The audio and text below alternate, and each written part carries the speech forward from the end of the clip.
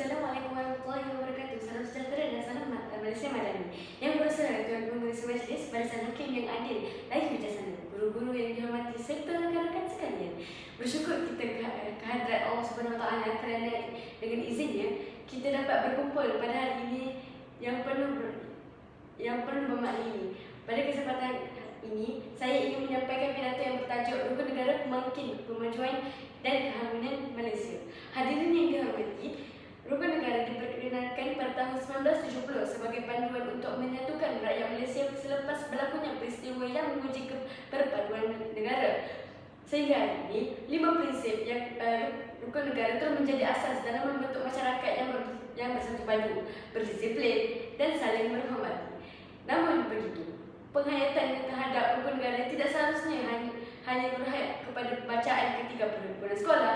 Sebaliknya, prinsip-prinsip tersebut perlu diamalkan dalam kehidupan seharian agar keharmonian negara terus terpelihara.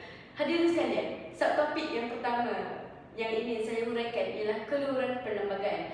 Perlembagaan persekutuan ialah undang-undang tertinggi negara. Perlembagaan menjadi asas kepada sistem pentadbiran Malaysia serta menjamin hak dan kebebasan setiap rakyat melalui perlembagaan. Setiap kaum bebas mengamalkan agama, budaya dan bahasa masing-masing dalam suasana yang aman. Keluhuran perlembagaan mengajar kita supaya menghormati peraturan yang telah dipersetujui bersama. Tanpa perlembagaan, negara akan menghadapi pelbagai konflik kerana tiada panduan yang jelas dalam mentadbir negara. Sebagai generasi muda, kita perlu memahami bahawa setiap hak datang bersama tanggungjawab. Kita tidak boleh menyalahgunakan kebebasan sehingga menimbulkan kebencian atau permusuhan. Sebaliknya, kita hendaklah menghormati hak orang lain sebagaimana kita mahu hak kita dihormati. Oleh itu, penghayatan terhadap prinsip keluhuran perlembagaan mampu melahirkan rakyat yang matang, bertanggungjawab dan sentiasa menghargai keamanan negara. Hadirin yang saya muliakan,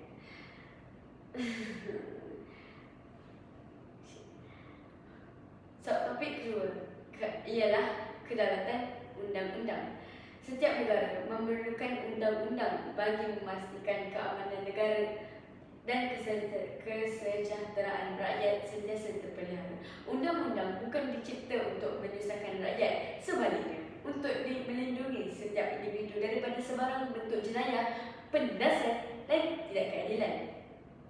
Prinsip kedaulatan undang-undang menegaskan bahawa semua orang ialah sama di sisi undang-undang tanpa mengira pangkat, kaum, agama maupun kedudukan. Tiada sesiapa yang boleh bertindak sesuka hati sehingga melanggar hak orang lain.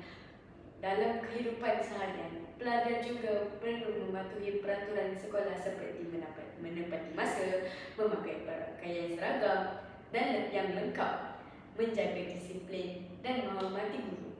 Sikap mematuhi peraturan sejak di bangku sekolah akan membentuk rakyat yang berintegriti apabila dewasa kelak.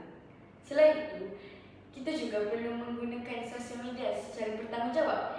Elakkan menyebar berita palsu, fitnah atau komen yang boleh mencetuskan pergaduhan. Sikap bertanggungjawab ini menunjukkan bahawa kita menghormati undang-undang negara. Sesungguhnya, keamanan yang kita nikmati hari ini tidak akan kekal tanpa rakyat yang menghormati undang-undang. Hadirin yang saya hormati,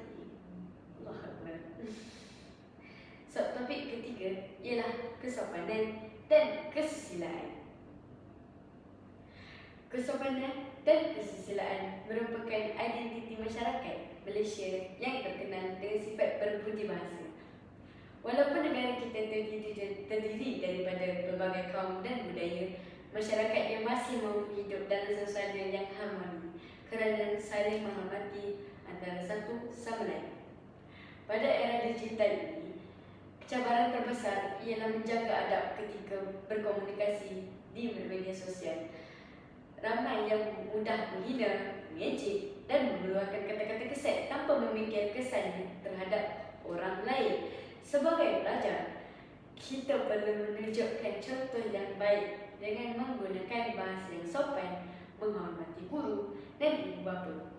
membantu rakan yang menghadapi kesukaran serta sentiasa mengamalkan sikap bertolak ansur. Pepatah Melayu ada mengatakan, bahasa menunjukkan bangsa. Pepatah ini mengingatkan kita bahawa kepribadian seseorang dapat dilihat melalui tutur katanya. Jika masyarakat mengamalkan kesopanan dalam setiap tindakan, sudah pasti perpaduan negara akan terus tumbuh. Hadirin sekalian, kesimpulannya, keluhuran perlembagaan menjadi asas pentadbiran negara. Kedaulatan undang-undang menjamin keamanan rakyat, manakala kesopanan dan kesusilaan melahirkan masyarakat yang berbudi bahasa dan saling menghormati. Ketiga-tiga prinsip ini saling melengkapi dan membentuk sebuah negara yang aman, maju dan disegani. Marilah kita sama-sama menghayati serta mengamalkan setiap prinsip rukun negara dalam kehidupan seharian. Jangan jadikan rukun negara sekadar lapas di bibir, tetapi buktikan perhayatannya melalui tindakan. Dengan semangat perpaduan yang utuh, saya yakin Malaysia akan terus melangkah kejayaan dan menjadi contoh kepada dunia.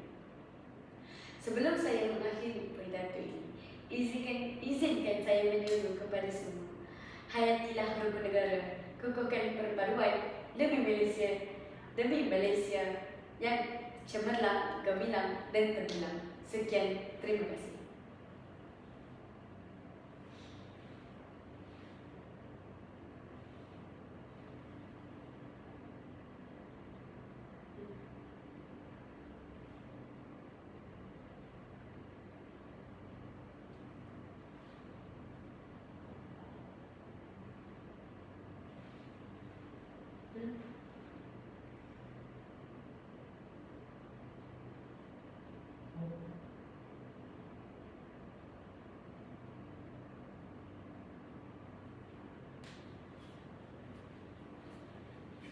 Ha.